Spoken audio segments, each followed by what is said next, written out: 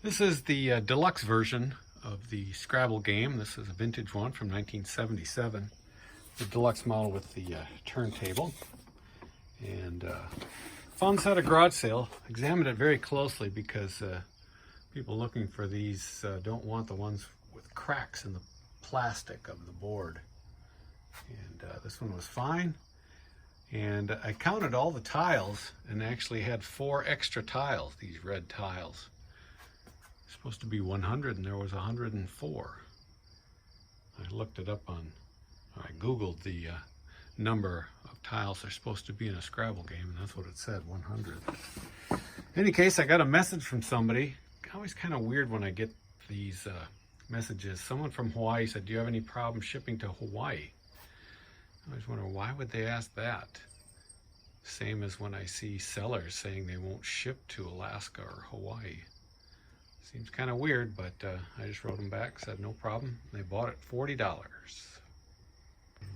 This is the taillight trim bezel for my Mustang 2 in black. Normally they're chrome. This one is in black.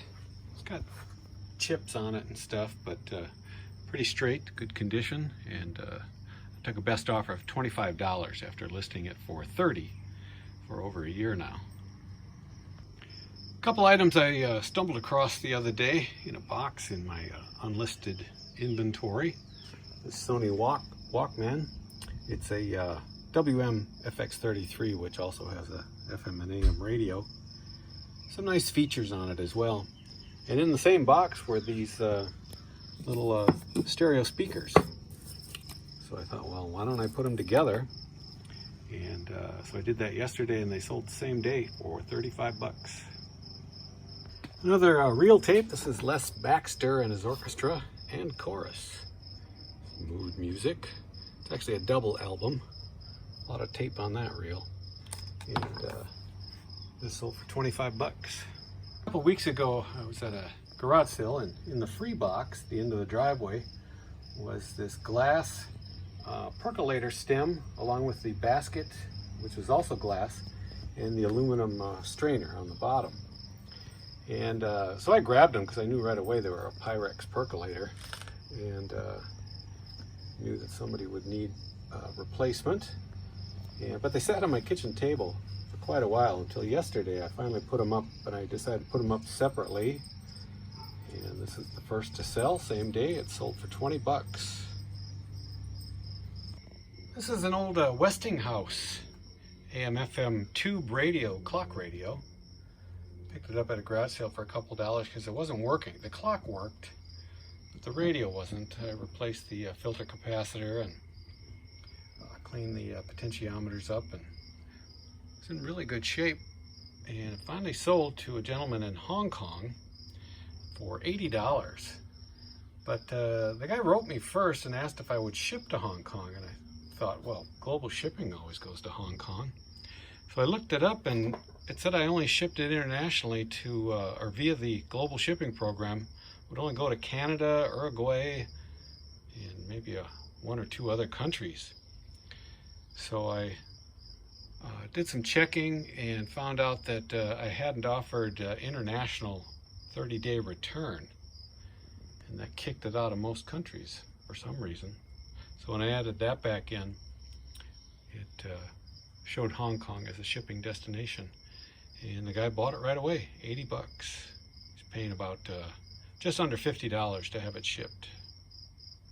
A few months ago, I answered a Facebook Marketplace ad for a free portable TV set from the 50s, but you also had to take this huge 1968 Admiral color TV with a record player and a AM/FM radio in it. TV didn't work, and so I gutted it, and this is one of the hinges that holds up one of the lids over the turntable or the radio. And it's a good thing that every year Sioux Falls sends out a free coupon for the dump.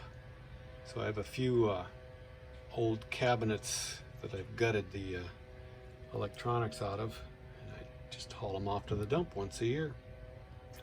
And there were 2 of these, and put them up for sale separately, and this one's just sold for $20.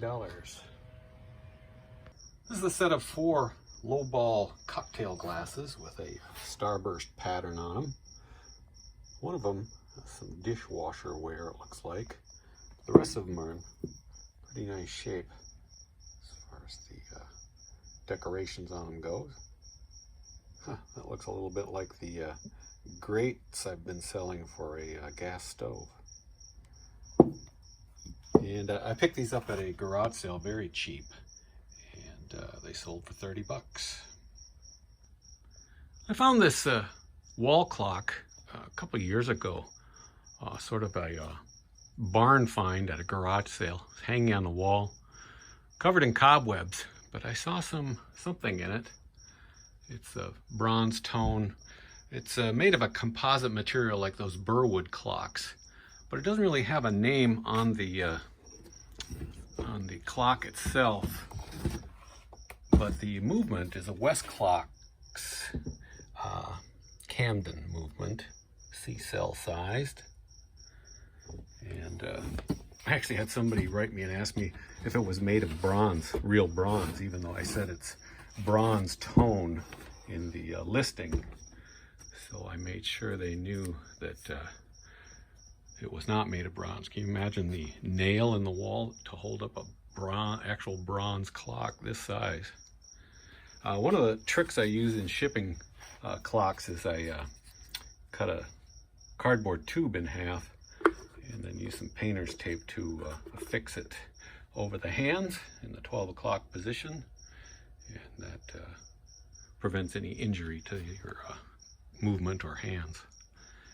And although I had this priced at 80 bucks, it's been a couple years, and so I let it go for the offer of 50 that I received yesterday. This is a canvas hat with USA embroidered letters on it. I'm sure somebody wants this by the Independence Day celebration, and it's sold for 10 bucks. This vintage Estes model rocket I found last year, and I did some research and found out it's kind of rare, especially to be found in unused condition, as this one is. It's a sort of a starter kit. It includes the rocket and the launcher as well.